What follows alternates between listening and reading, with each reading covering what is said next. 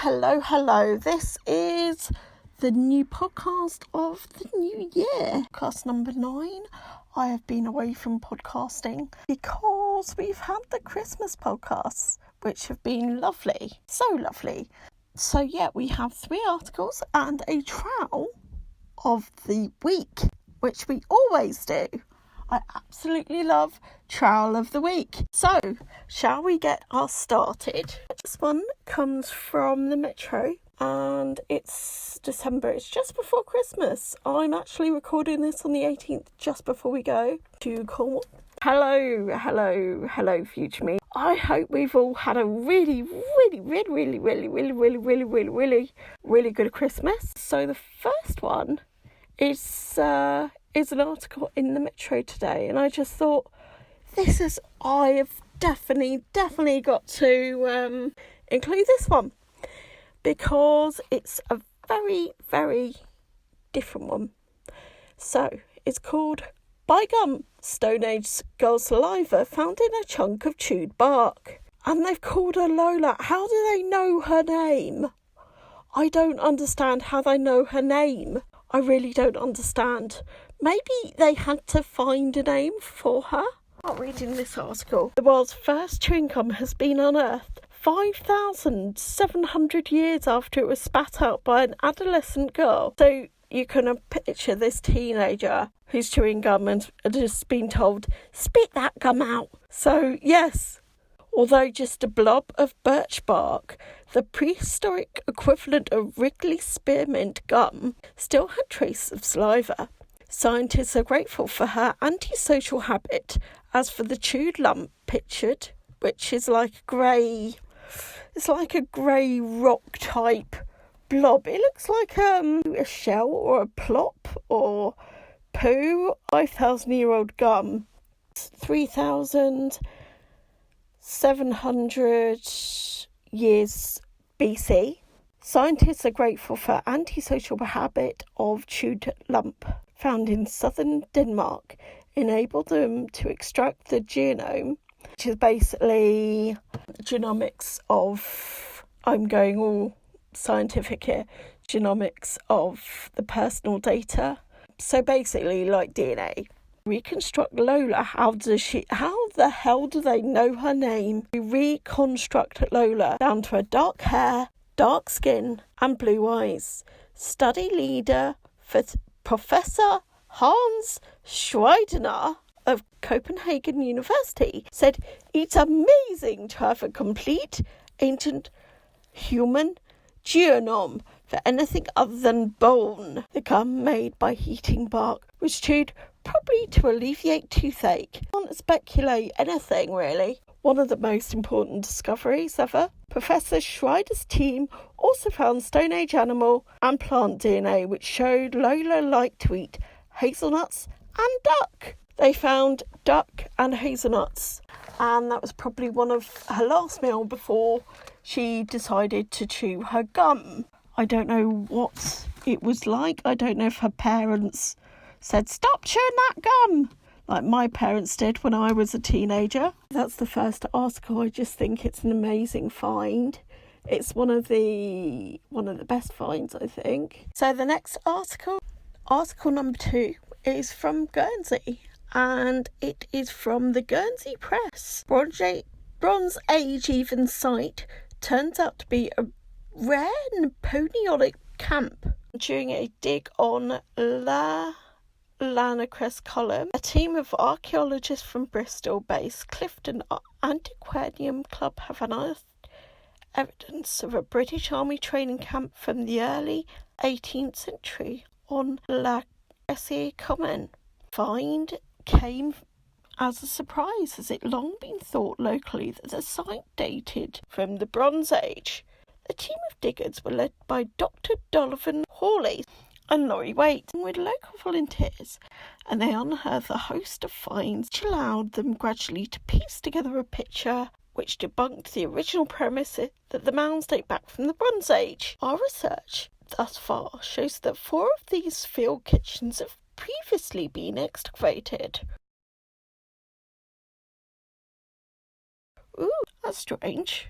The club's outreach officer, John Sway, gave a talk on Guernsey prehistory to Elizabeth College, and afterwards a group of students joined the excavation for a day. Former Guernsey resident and Elizabeth College student Nicholas Thomas is an older student, isn't he? 91!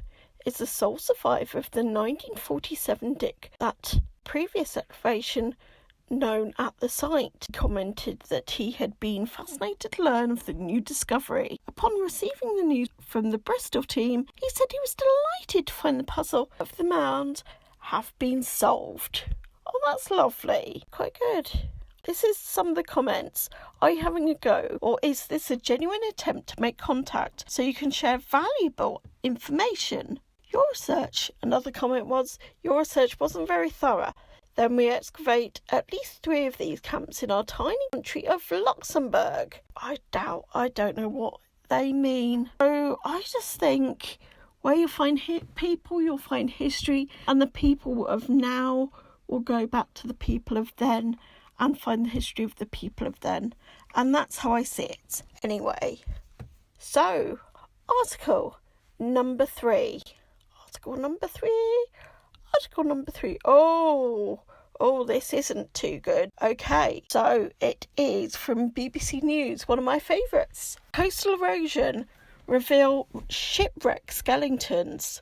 Oh, we shall have a look. Coastal erosion reveals shipwreck skeletons on Glamorgan Heritage Coast. Skeleton remains of at least 6 people thought to be shipwreck victims from hundreds of years ago have been revealed by coastal erosion. So how does that work? I don't understand. So if they're shipwrecked, how do they get in the earth? I don't understand. Did other people bury them and that's how it happened? Experts have recovered some of the bones from a cliff edge of Nash on Glamorgan Heritage Coast.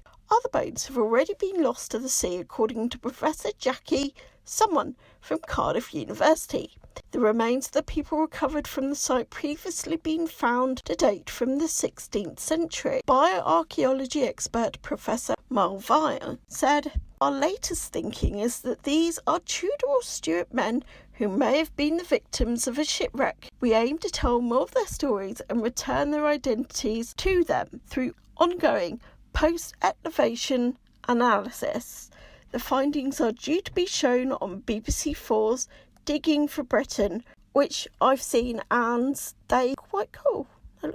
The previous video carbon dating of the remains found at the site showed they were from the late 16th century or early 17th century, according to details published online by the university's geologists from Glamorgan Archaeological Trust. Worked with Cardiff University experts to excavate the remains with the help of rope experts in July and September. Geologists and ecologists from Natural Resources Wales also provided assistance. Further analysis of the bones are expected to be carried out next year, 2020. So that's quite cool. Oh, that's quite very cool, actually.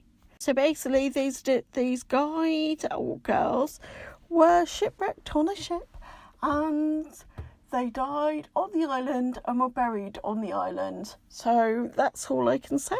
People live, people are born, people live, and people die. So there we go. So, trowel of the week. Oh my God, trowel of the week. I'm tired. Trowel of the week. We used to have a public holiday that celebrated our kings hiding up a tree, and it's from the Londonist. So, Londonist, we used to have a public holiday that celebrated our king hiding up a tree. So it's a bit like, I don't know, it's a bit like Christmas, Easter. I don't know. It's a bit like having a saint day, I think, because people were very, very religious in the past. So crucifixes. Quipped Bill Hicks is a kinda like tradition born of Oak Apple Day, of that wearing oak apples or leaves to commemorate King Charles II less than kingly feat of secreting himself up a tree after fleeing a battle. Is this something of the merry monarch would honestly want to be reminded of? Apparently so, as Charles sashayed triumphantly back into London on the 29th of May 1660.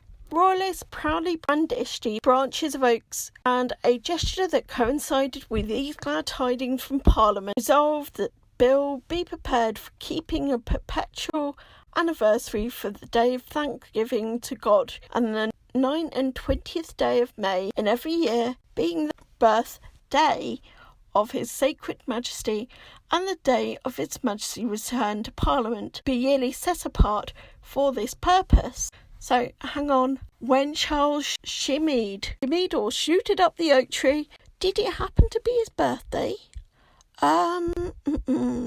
No, it didn't. As an article from 1912 edition of Coventry Herald explains, Charles scarpered from the Battle of Worcester on the 3rd of September 1651. Essentially, Acolyte Day celebrates his birthday, his return to London and restoration combined, rather than the incident itself. Anyway, it seems the folk of London and England as a whole lapped up the idea of Apple Oak Day or Chick Shack Day. Say that after a few pints. Or Oak and Nettle Day of our Tree Day, and wore their oakley decorations with pride, not least because some sources suggested, if they didn't, people faced being pelted with birds' eggs or thrashed with nettles. The merry, merry monarch indeed. I don't know. It's like the Queen having 2 birthdays, and I'm not opposed to that because she's Queen of Country. Oak Apple Day didn't have a bad innings as a public holiday. It was only abolished in 1859, lasting just under 200 years. Neither has it vanished altogether. In some parts of the country, scraps of celebration continue. A horseback garland king procession takes place in Castleton in the Peak District, where in Great Whistleford, Wiltshire, locals adorn the church with oak brogues and the head of Salisbury Cathedral by the old chant, "Grovely, Grovely, and all are Grovely." We have St. George's Day, so yeah, why don't we have St. George's Day? Take out St. George's Day and have Apple Oak Day instead, and drink cider and eat apples all day. Although maybe our tummies will get sore, I don't know. So, what about reinstating Apple Oak Day? It's in London that Apple Oak Day is still going strong, albeit under a different monarch. Every 29th of May, a founder day at the Royal Chelsea Hospital, an institution which Charles II established in 1682. The Chelsea pensioners all dress up in their finery, plus a sprig of oak leaves in honour of Charles, adorning his Roman-looking statue in the hospital grounds with lots of oak leaves and oak garlands and all sorts. There is a very awkward visit from one of the contemporary royals.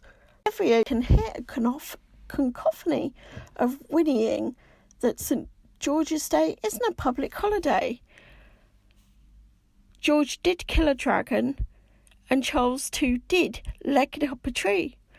But at least the tree actually existed. Anyone who doesn't join in gets a mush full of progeny oak. Does this sound fair? So, I honestly don't know. I don't know. Should we bring in the apple oak tree?